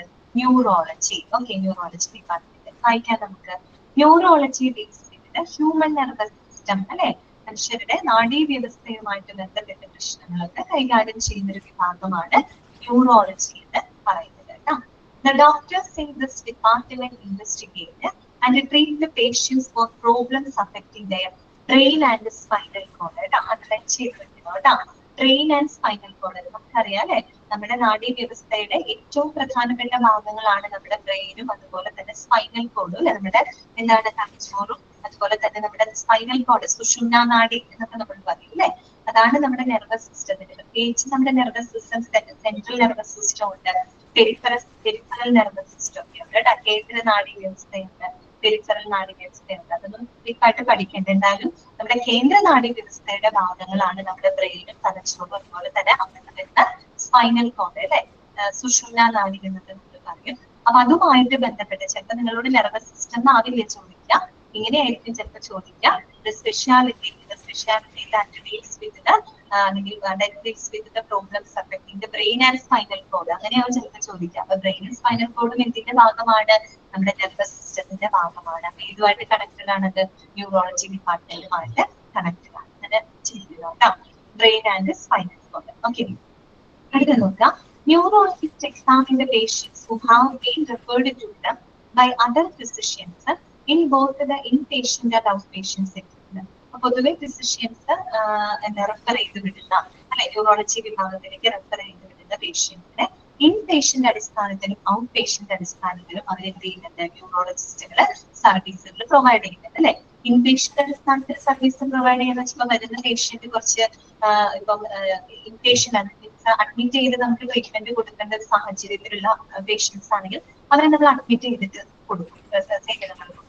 അതേസമയം ഔട്ട് പേഷ്യന്റ് അടിസ്ഥാനത്തിലും സേവനങ്ങൾ പ്രൊവൈഡ് ചെയ്യുന്നുണ്ട് അല്ലെ. അപ്പൊ ആ രണ്ട് രീതിയിലും ഈ ഒരു ഡിപ്പാർട്ട്മെന്റ് എന്ത് കൊടുക്കുന്നുണ്ട്? സർവീസ് പ്രൊവൈഡ് ചെയ്യുന്നുണ്ട്. പിന്നെ പറയുന്നത് neurologist will begin their interaction with the patient by taking a comprehensive medical history and then perform a physical examination focusing on evaluating the nervous system. അതിപ്പോ ന്യൂറോളജിസ്റ്റ് മാത്രമല്ല, ഏത് ഡോക്ടേഴ്സും അങ്ങനെ തന്നെയാണ് അല്ലെ. അവര് പേഷ്യന്റ് ആയിട്ടുള്ള ഇന്ററാക്ഷൻ എങ്ങനെ സ്റ്റാർട്ട് ചെയ്യാൻ ഫസ്റ്റ് അവരുടെ മെഡിക്കൽ ഹിസ്റ്ററി ഒക്കെ ഒന്ന് പരിശോധിക്കണം. വളരെ കോംപ്രിഹെൻസീവ് ആയിട്ടുള്ള അവരുടെ വിപുലമായിട്ട് തന്നെ അവരുടെ മെഡിക്കൽ ഹിസ്റ്ററി ഒക്കെ ആദ്യം പരിശോധിച്ചുകൊണ്ടാണ് ഡോക്ടേഴ്സ് ആ പേഷ്യന്റുമായിട്ടുള്ള ഇന്ററാക്ഷൻ സ്റ്റാർട്ട് ചെയ്യുന്നത് അല്ലെ. അതിനുശേഷം മറ്റുള്ള ശാരീരികമായിട്ടുള്ള പരിശോധനകൾ, ഇപ്പൊ നെർവസ് സിസ്റ്റമായിട്ട് ബന്ധപ്പെട്ട ഫിസിക്കൽ എക്സാമിനേഷൻസ് ഒക്കെ കണ്ടക്ട് ചെയ്തുകൊണ്ടാണ് അവർ എന്ത് ചെയ്യുന്നത്? ട്രീറ്റ്മെന്റ് അവര് ആരംഭിക്കുന്നത്. ഓക്കെ, അത്രയൊക്കെ മനസ്സിലാക്കി വെച്ചാൽ അറിയാവുന്ന കാര്യമാണ്. ഇനിയുള്ള കാര്യങ്ങൾ നോട്ട് ചെയ്ത് വെക്കണം. ഇനി പറയാൻ പോകുന്ന കാര്യം ഒന്ന് ശ്രദ്ധിച്ചു വെക്കണം. Components of the neurological examination include, അത് വേണമെങ്കിൽ ചോദിക്കാം. ഒരു ന്യൂറോളജിക്കൽ അസസ്മെന്റിനകത്ത് അല്ലെങ്കിൽ ന്യൂറോളജിക്കൽ എക്സാമിനേഷനകത്ത് എന്തെല്ലാം അസസ്മെന്റുകളാണ് നമ്മൾ അവിടെ നടത്തുന്നത് കേട്ടോ, അതൊന്ന് നോട്ട് ചെയ്ത് വെക്കണേ. Components of the neurological examination include assessment of the patient's cognitive function അല്ലെ, assessment of the patient's cognitive function. എന്താണ് കോഗ്നിറ്റീവ് ഫംഗ്ഷൻ എന്ന് പറഞ്ഞാൽ? നമ്മുടെ വൈജ്ഞാനികമായിട്ടുള്ള അല്ലെ വൈജ്ഞാനികമായിട്ടുള്ള നമ്മുടെ ഫങ്ഷൻസ് കോഗ്നിറ്റീവ് ഫങ്ഷൻസ് എന്ന് പറയുമ്പോൾ നമ്മുടെ കൂടുതൽ ബ്രെയിൻ റിലേറ്റഡ് ആയിട്ടുള്ളത് എന്ന് വെച്ചാൽ നമ്മുടെ ശ്രദ്ധ അല്ലെങ്കിൽ നമ്മുടെ ചിന്തകള് അതുപോലെ നമ്മുടെ ഭാവന നമ്മുടെ ഓർമ്മ അങ്ങനെയൊക്കെയുള്ള കാര്യങ്ങളില്ല അതാണ് കോഗ്നിറ്റീവ് ഫങ്ഷൻ എന്ന് പറയുന്നത് നമുക്ക് ഓർമ്മിക്കാനുള്ള കഴിവ് നമുക്ക് ചിന്തിക്കാനുള്ള ഒരു കഴിവ് ശ്രദ്ധിക്കാനുള്ള കഴിവ് അല്ലെങ്കിൽ പെട്ടെന്ന് ഒരു കാര്യങ്ങൾ നമുക്ക് കറക്റ്റ് ആയിട്ട് തീരുമാനമെടുക്കാനുള്ള ഒരു കഴിവ് അതൊക്കെ നമ്മുടെ കോഗ്നിറ്റീവ് ഫങ്ഷന്റെ ഭാഗമാണ് അല്ലെ അപ്പൊ അത്തരത്തിലുള്ള കോഗ്നിറ്റീവ് ഫങ്ഷൻ ഇവാലുവേഷൻ അവിടെ നടക്കും കാര്യം ഈ ബ്രെയിൻ ഈ നാഡീസംബന്ധമായിട്ടുള്ള പ്രശ്നങ്ങൾ വന്നു കഴിഞ്ഞു കഴിഞ്ഞാല് നമുക്ക് ഇത്തരം കാര്യങ്ങളിലൊന്നും കൃത്യമായിട്ടുള്ള ഒരു കോർഡിനേഷൻ നമുക്ക് ലഭിക്കില്ല കറക്റ്റ് ആയിട്ട് ഓർമ്മിക്കാൻ കറക്റ്റ് ആയിട്ട് ചിന്തിക്കാനുള്ള ഒരു കോർഡിനേഷൻ നമുക്ക് കിട്ടില്ല ഈ നെർവസ് സിസ്റ്റത്തിലൂടെയാണ് നമ്മുടെ കാര്യങ്ങളൊക്കെ നടക്കുന്നത് അല്ലെ നമ്മുടെ ബ്രെയിനിൽ നിന്ന് വരുന്ന എല്ലാ എന്താ പറയാ നിർദ്ദേശങ്ങള് നാഡികള് ന്യൂറോൺസ് വഴിയായിട്ട് നമ്മുടെ ശരീരത്തിന്റെ വിവിധ ഭാഗത്ത് എത്തുന്നു ശരീരത്തിൽ നിന്ന് തിരിച്ച് ബ്രെയിനിലോട്ട് എത്തുന്നു അങ്ങനെ ഒരു കോർഡിനേഷനാണ് നമ്മുടെ കാര്യങ്ങൾ നടന്നു പോകുന്നത് അപ്പൊ ഈ കോഗ്നിറ്റീവ് ഫംഗ്ഷന്റെ ഇവാലുവേഷൻ അതിനകത്ത് നമ്മൾ നോക്കും കോഗ്നിറ്റീവ് ഫംഗ്ഷൻ അവിടെ എന്താണ് കുറവ് വരുന്നുണ്ടെങ്കിൽ അതിന്റെ അർത്ഥം അവിടെ ന്യൂറോൺ സംബന്ധമായിട്ട് ഇഷ്യൂസ് വന്നു തുടങ്ങിയതുകൊണ്ടാണ് കേട്ടോ അപ്പൊ കോഗ്നിറ്റീവ് ഫംഗ്ഷൻസ് അതുപോലെ തന്നെ മോട്ടോർ സ്ട്രെങ്ത് അതായത് നമ്മുടെ ചാലകശേഷി അതുപോലെ ഇമ്പോർട്ടന്റ് ആണ് ന്യൂറോൺ സംബന്ധമായിട്ട് ഇഷ്യൂസ് ഒക്കെ വന്നു കഴിഞ്ഞാല് നമ്മുടെ ചാലകശേഷിനെ അത് ബാധിക്കും അല്ലെ നമുക്ക് ഒരു മരവിപ്പ് അല്ലെങ്കിൽ നമുക്ക് കൃത്യമായിട്ട് നടക്കാനും നിൽക്കാനൊക്കെ പറ്റാത്തൊരു അവസ്ഥകൾ വരും കേട്ടോ അപ്പൊ അത്തരത്തിലുള്ള മോട്ടോർ സ്ട്രെങ്ത് പിന്നെ സെൻസേഷൻ റിഫ്ലക്സസ് അല്ലെ സെൻസേഷൻ റിഫ്ലക്സസ് എന്ന് പറഞ്ഞ ചില സംവേദനകൾ വരുമ്പോൾ അതിനോട് പെട്ടെന്ന് പ്രതികരിക്കാനുള്ള ആ ഒരു എന്താ പറയാ ആ ഒരു എബിലിറ്റി നമ്മുടെ ബോഡിയുടെ എബിലിറ്റി ഇപ്പൊ നമ്മളൊരു തീയില് നമ്മൾ അറിയാതെ കൈ വെച്ച് നമ്മൾ ഉടനെ കൈയെടുക്കും അല്ലെ കൈയെടുക്കുന്ന നമ്മൾ ഓട്ടോമാറ്റിക് ആയിട്ട് വരുന്ന ഒരു റിഫ്ലക്സ് ആണ് അല്ലെങ്കിൽ നമ്മുടെ കണ്ണിലോട്ട് ആരെങ്കിലും തന്നെ എന്താ പറയാ ടോർച്ച് വെച്ച് അടിച്ചു നമ്മൾ ഓട്ടോമാറ്റിക്കലി നമ്മൾ കണ്ണിൽ ഇങ്ങനെ അടയ്ക്കും അല്ലെ അതെന്നൊക്കെ പറയുന്നത് എന്താണ് റിഫ്ലക്സ് ആണ് ഓട്ടോമാറ്റിക് ആയിട്ട് വരുന്ന റിഫ്ലക്സുകളാണ് അപ്പൊ അത്തരത്തിലുള്ള സെൻസേഷൻ റിഫ്ലക്സുകൾ പിന്നെ കോർഡിനേഷൻ അല്ലെ ഒരു കോർഡിനേഷൻ ഞാൻ പറഞ്ഞല്ലോ ബ്രെയിൻ ഈ പറയുന്ന നിർദ്ദേശങ്ങൾ നമ്മുടെ ന്യൂറോൺസ് വഴിയായിട്ടാണ് ശരീരത്തിന്റെ വിവിധ ഭാഗങ്ങളിൽ എത്തിക്കുന്നത് ബ്രെയിനിലാണ് സെൻട്രൽ പോയിന്റ് ബ്രെയിൻ ആണ് അവിടെ നിന്നാണ് നമ്മുടെ നിർദ്ദേശങ്ങളൊക്കെ പോകുന്നത് അപ്പൊ ആ ഒരു കോർഡിനേഷൻ അതുപോലെ ഗേറ്റ് എന്ന് പറഞ്ഞാൽ ഉദ്ദേശിക്കുന്നത് നടത്തമാണ് നടത്തം നമുക്ക് വാക്ക് ചെയ്യാനുള്ള നടക്കാനുള്ള കഴിവ് ആ ഒരു എബിലിറ്റി അങ്ങനെയുള്ള കാര്യങ്ങളുടെയൊക്കെ അസസ്മെന്റുകളാണ് ഇതിനകത്ത് ഇൻക്ലൂഡ് ചെയ്യുന്നത് ന്യൂറോളജിക്കൽ എക്സാമിനേഷനകത്ത് ഇൻക്ലൂഡ് ചെയ്യുന്നത് കേട്ടോ നിങ്ങൾക്കറിയാം ന്യൂറോളജി വിഭാഗത്തിലൊക്കെ പോയി കഴിഞ്ഞാൽ അവരങ്ങനെയാണ് പരിശോധിക്കാറ് നമ്മുടെ കൈ കാലിന്റെ അടുക്കാതെ അവിടെ വെച്ച് ഇങ്ങനെ തട്ടി നോക്കും കൈ പൊക്കാനും കാല് പൊക്കാനും മരവിപ്പുണ്ടോ എന്നൊക്കെ അവര് നമ്മളോട് ചോദിക്കും നമ്മുടെ ചാലകശേഷിയൊക്കെയാണ് അവര് നോക്കുന്നത് കൈ പൊക്കാനും കാല് പൊക്കാനും വിരലടക്കാനൊക്കെ പറയുന്നത് നമ്മുടെ ആ ഒരു മോട്ടോർ സ്ട്രെങ്ത് ആണ് അവരോട് അസസ് ചെയ്യുന്നത് അതുപോലെ തന്നെ നമ്മുടെ കോഗ്നിറ്റീവ് ഫംഗ്ഷൻ നമ്മുടെ വൈജ്ഞാനികമായിട്ട് നമ്മുടെ ബുദ്ധി നമ്മുടെ ചിന്ത ഓർമ്മ അതുപോലെ നമുക്ക് കാര്യങ്ങൾ തീരുമാനങ്ങൾ എടുക്കാനുള്ള ഒരു കഴിവ് അങ്ങനെയുള്ളതിന്റെ അസസ്മെന്റുകളാണ് നടത്തും അപ്പൊ ഇതൊക്കെയാണ് അതിനകത്ത് വരുന്നത് കേട്ടോ അപ്പൊ അതൊന്ന് നോട്ട് ചെയ്ത് വെക്കണേ components of the neurological examination include എന്തൊക്കെ അസസ്മെന്റുകളാണ് അതിനകത്ത് നടക്കുന്നത് patients cognitive function motor strength അതുപോലെ തന്നെ sensation reflexes coordination and gait ഇങ്ങനെയുള്ള അസസ്മെന്റുകളൊക്കെയാണ് ഈ ഒരു ഡിപ്പാർട്ട്മെന്റിനകത്ത് നടത്തുന്നത് കേട്ടോ okay neurologist do not perform surgery പൊതുവെ ന്യൂറോളജിസ്റ്റ് എന്ന് പറയുന്നവർ എന്ത് ചെയ്യുന്നില്ല സർജറി ചെയ്യുന്നില്ല സർജറി ചെയ്യുന്നത് ആരാ ന്യൂറോ സർജന്മാര് വേറെ ഉണ്ട് കേട്ടോ okay if one of their patients gait എന്ന് പറഞ്ഞാൽ നടക്കുക കേട്ടോ നടത്തം നമുക്ക് ഈ ബ്രെയിൻ ഈ ന്യൂറോ സംബന്ധമായ ഇഷ്യൂസ് ഒക്കെ വന്നു കഴിഞ്ഞാല് നമുക്ക് നടക്കാനൊക്കെ ബുദ്ധിമുട്ട് വരും ഓക്കെ അപ്പൊ നോക്കുക ഇപ്പൊ one of their patients require surgery they refer them to a neurosurgeon that requires surgical intervention അപ്പൊ സാധാരണ ന്യൂറോളജിസ്റ്റുകൾ എന്ത് ചെയ്യുന്നില്ല സർജറി ചെയ്യുന്നില്ല സർജറി ആവശ്യമായിട്ടുള്ള സന്ദർഭത്തിൽ ന്യൂറോ സർജന്മാരുണ്ട് അതിന് വേണ്ടിയിട്ട് ന്യൂറോ സർജന്മാരുണ്ടായിരിക്കും അവരാണ് സർജറികൾ കണ്ടക്ട് ചെയ്യുന്നത് ഓക്കെ ഇത്രയേ ഉള്ളൂ അപ്പൊ ന്യൂറോളജി എന്ന് പറഞ്ഞാൽ നിങ്ങൾ മനസ്സിലാക്കുക it is the department in A hospital that deals with the problems of the brain and spinal code അഥവാ നെർവസ് സിസ്റ്റവുമായിട്ട് ബന്ധപ്പെട്ട പ്രശ്നങ്ങൾ കൈകാര്യം ചെയ്യുന്ന ഒരു വിഭാഗമാണ് പിന്നെ എന്തൊക്കെ എക്സാമിനേഷൻസ് ആണ് നമ്മൾ അവിടെ കണ്ടക്ട് ചെയ്യുന്നത് പൊതുവെ നമ്മള് പേഷ്യന്റിന്റെ കോഗ്നിറ്റീവ് ഫംഗ്ഷൻ അവരുടെ motor strength sensation difference coordination gait അങ്ങനെയുള്ളതിന്റെ അസസ്മെന്റുകളാണ് ഈ പറയുന്ന ഡിപ്പാർട്ട്മെന്റിൽ ചെയ്യുന്നത് ഓക്കെ അത്രയും കേട്ടോ മാത്രമേ അവിടെ മനസ്സിലാക്കാമോ ഓക്കെ ആണോ ന്യൂറോളജി ഓക്കെ ആണോ ഓക്കെ അല്ലേ അടുത്തത് കേട്ടോ നെക്സ്റ്റ് വിഭാഗമാണ് നെഫ്രോളജി ഇത് വിഭാഗമാണ് നെഫ്രോളജി നെഫ്രോളജി എന്ന് പറയുന്നത് എന്തുമായിട്ട് ബന്ധപ്പെട്ടതാണ് ഒന്ന് ആലോചിച്ച് നോക്കി നിങ്ങൾക്ക് അറിയാവുന്നതാണ് നെഫ്രോളജി കിഡ്നി ആണോ? കറക്റ്റ് ആണ് കേട്ടോ. കിഡ്നി ആണ് ശക്തി പറഞ്ഞു, കിഡ്നി ആണ് കേട്ടോ. ഓക്കെ കുഞ്ഞു, കറക്റ്റ് ആണ്. കിഡ്നിയുമായിട്ട് ബന്ധപ്പെട്ട പ്രശ്നങ്ങളെ കൈകാര്യം ചെയ്യുന്ന ഡിപ്പാർട്ട്മെന്റ് ആണ് നെഫ്രോളജി. രഹന കറക്റ്റ് ആണ് കേട്ടോ. Nephrology focuses on the diagnosis and the treatment of diseases that affect the kidney. അല്ലെ, കിഡ്നിയെ അഫക്ട് ചെയ്യുന്ന പ്രശ്നങ്ങള്, അതിന്റെ അസുഖങ്ങള്, അതിന്റെ ചികിത്സ, അതിന്റെ രോഗനിർണയം, പ്രതിരോധം, ഇവയുമായിട്ടൊക്കെ ബന്ധപ്പെട്ട വിഭാഗമാണ് നെഫ്രോളജി എന്ന് പറയുന്നത്. നമുക്കറിയാം അല്ലെ, നമ്മുടെ കിഡ്നി, 2 കിഡ്നിയാണ് ഉള്ളത് അല്ലെ. നമ്മുടെ ശരീരത്തില് എന്താണ്, രക്തം ശുദ്ധീകരിക്കുന്ന ജോലി ചെയ്യുന്ന ഒരു ഓർഗനാണ് കിഡ്നി എന്ന് പറയുന്നത് അല്ലെ. ഓക്കെ, അപ്പൊ കിഡ്നിയിൽ എന്തുണ്ട്, അരിപ്പകളുണ്ട്. അരിപ്പ ഉപയോഗിച്ചിട്ടാണ് നമ്മുടെ രക്തത്തിലെ മാലിന്യങ്ങളൊക്കെ അത് നീക്കം ചെയ്യുന്നത്. ആ അരിപ്പേനെ നമ്മൾ നെഫ്രോൺസ് എന്നാണ് പറയുക കേട്ടോ, നെഫ്രോൺസ്. അതുകൊണ്ടാണ് ആ പേര് നെഫ്രോളജി എന്ന് പറയാൻ കാരണം. നെഫ്രോളജി, നെഫ്രോൺസ് എന്ന് പറയുന്ന അരിപ്പകളുണ്ട് കിഡ്നിക്കകത്ത്. ആ അരിപ്പ ഉപയോഗിച്ചിട്ടാണ് നമ്മുടെ രക്തത്തിലെ മാലിന്യങ്ങളൊക്കെ അത് ശുദ്ധീകരിക്കുന്നത്. അപ്പൊ അതുമായിട്ടൊന്ന് കണക്ട് ചെയ്യാം. അതുകൊണ്ടാണ് നെഫ്രോളജി എന്ന് പറയുന്നുണ്ടാവും. അറിയാത്തവരുണ്ടെങ്കിൽ ഒന്ന് ശ്രദ്ധിക്കുക കേട്ടോ. അപ്പൊ നോക്കാം, നെഫ്രോളജി നമ്മൾ പറഞ്ഞു focuses on the diagnosis and treatment of diseases that affect the kidney including electrolyte disturbance and hyper tension. അതായത് എന്താണ് ഇലക്ട്രോലൈറ്റിക് ഡിസ്റ്റർബൻസ് എന്ന് ഉദ്ദേശിക്കുന്നത്? നമ്മുടെ ശരീരത്തിൽ ധാരാളം ധാതു ലവണങ്ങളുണ്ട് അല്ലെ, സോഡിയം, പൊട്ടാസ്യം, കാൽസ്യം, മഗ്നീഷ്യം, അങ്ങനെയൊക്കെയുള്ള ലവണങ്ങളുണ്ട്, ഇലക്ട്രോലൈറ്റ്സ് ഉണ്ട്.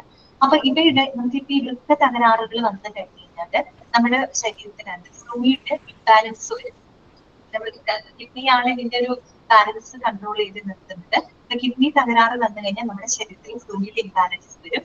സ്വാഭാവികമായിട്ടും ഇലക്ട്രോലൈറ്റ് ഡിസ്റ്റർബൻസ് വരും, ഇലക്ട്രോലൈറ്റ് ഇംബാലൻസസ് വരും.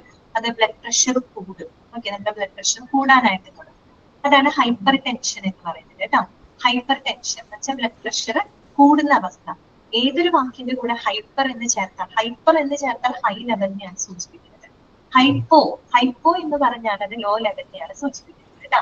അതൊന്ന് മനസ്സിലാക്കി വെക്കണേ. ഹൈപ്പർ എപ്പോഴും ഹൈ ലെവലിനെയാണ്, ഹൈപ്പോ എന്ന് പറയുന്നത് ഓക്കെ കറക്റ്റ് ആണ് സുരേഷ്. അതല്ലേ ഞാൻ പറഞ്ഞു, ഹൈപ്പോ എന്ന് പറയുമ്പോൾ കുറവിനെയാണ് സൂചിപ്പിക്കുന്നത്, അറിയാം കേട്ടോ. അപ്പൊ ആ രീതിയിൽ ഇലക്ട്രോലൈറ്റ് ഡിസ്റ്റർബൻസ്, ഹൈപ്പർ ടെൻഷൻ അങ്ങനെയുള്ള പ്രശ്നങ്ങളൊക്കെ ഇവിടെ ട്രീറ്റ്മെന്റുകൾ കൊടുക്കുന്നുണ്ട്. അതോടൊപ്പം തന്നെ renal replacement therapy including dialysis and transplant also carried out by the nephrologist കേട്ടോ. അതോടൊപ്പം തന്നെ റീനൽ റീപ്ലേസ്മെന്റ് തെറാപ്പി, റീനൽ എന്ന വാക്ക് കേൾക്കുമ്പോഴും നിങ്ങൾ എന്തുമായിട്ട് കണക്ട് ചെയ്യണം, കിഡ്നിയുമായിട്ട് കണക്ട് ചെയ്യണം കേട്ടോ. റീനൽ എന്ന വാക്ക് ഇതുമായിട്ട് റിലേറ്റഡ് ആണ്, കിഡ്നിയുമായിട്ട് റിലേറ്റഡ് ആണ് കേട്ടോ. മറന്നു പോകരുത് കേട്ടോ. അത് നമ്മൾ ഡയാലിസിസ് ഒക്കെ പഠിക്കുമ്പോൾ അത് ഓർക്കണം നിങ്ങൾ. റീനൽ എന്ന് പറഞ്ഞാൽ അത് കിഡ്നിയുമായിട്ട് ബന്ധപ്പെട്ട വിഭാഗമാണ്. റീനൽ റീപ്ലേസ്മെന്റ് തെറാപ്പി എന്നൊക്കെ RRT എന്നാണ് പറയുക കേട്ടോ. അത് പ്രത്യേകിച്ച് ICUവിലൊക്കെ ഉള്ള പേഷ്യൻസിലെ ക്രിട്ടിക്കൽ ആയിട്ടുള്ള പേഷ്യൻസിന് വൃക്ക തകരാറുകളൊക്കെ വന്നിട്ട് ICUവിൽ അഡ്മിറ്റഡ് ആയിട്ടുള്ള പേഷ്യൻസിനൊക്കെ കൊടുക്കുന്ന ഒരു ട്രീറ്റ്മെന്റ് ആണ് റീനൽ റീപ്ലേസ്മെന്റ് തെറാപ്പി എന്നാണ് പറയുക കേട്ടോ. ഡയാലിസിസ് പോലെ തന്നെയുള്ള സേവനമാണ്. പിന്നെ കിഡ്നി ട്രാൻസ്പ്ലാന്റേഷൻ അങ്ങനെയുള്ള സേവനങ്ങളും ഏത് ഡിപ്പാർട്ട്മെന്റ് പ്രൊവൈഡ് ചെയ്യുന്നുണ്ട്?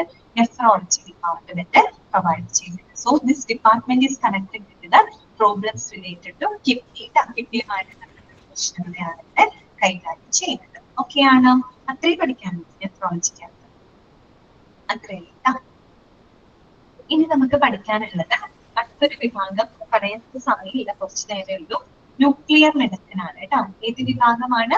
ന്യൂക്ലിയർ മെഡിസിൻ കേട്ടോ. എവിടെയെങ്കിലും കേട്ടിട്ടുണ്ടോ നിങ്ങള് ന്യൂക്ലിയർ മെഡിസിനെ പറ്റി കേട്ടിട്ടുണ്ടോ? അത് ഫസ്റ്റ് ടൈം ആണോ കേൾക്കുന്നത്? കണ്ടിട്ടുണ്ടോ നിങ്ങള്? എവിടെയെങ്കിലും കേട്ടിട്ടുണ്ടോ ന്യൂക്ലിയർ മെഡിസിനെ പറ്റിയിട്ട്? ആരും കേട്ടിട്ടില്ല? ആരും കേട്ടിട്ടില്ല? കേട്ടിട്ടില്ല? ഫസ്റ്റ് ടൈം ആണോ കേൾക്കുന്നത്?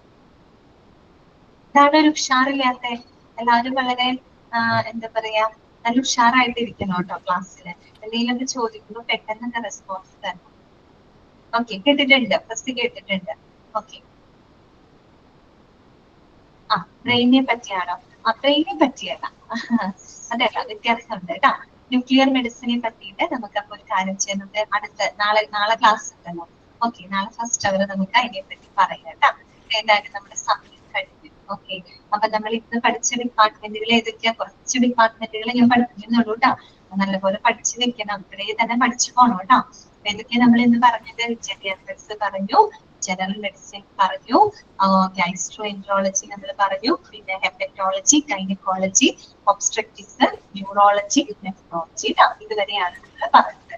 ഈ ഓരോ ഡിപ്പാർട്ട്മെന്റുകളും നല്ല പോലെ വായിച്ച് മനസ്സിലാക്കി വെക്കണം. അപ്പൊ ചില ഡിപ്പാർട്ട്മെന്റിന്റെ ഭാഗമായിട്ട് വരുന്ന ഓർഗനുകൾ എന്തായാലും പഠിച്ചു വെക്കണം. അതുമായിട്ട് ബന്ധപ്പെട്ട പ്രശ്നങ്ങൾ ചോദിക്കുമ്പോൾ ഡിപ്പാർട്ട്മെന്റ് ഏതാണെന്ന് അറിയണം കേട്ടോ. നിങ്ങളൊന്ന് അൺമ്യൂട്ട് ചെയ്യാണ് കേട്ടോ. ഇന്നത്തെ ക്ലാസ്സിൽ നിങ്ങൾക്ക് എന്തെങ്കിലും ഡൗട്ട് ഉണ്ടെങ്കിൽ ചോദിക്കാം.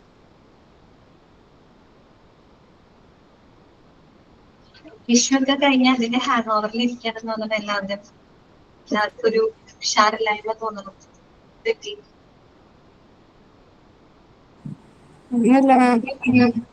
ആ പറഞ്ഞോ.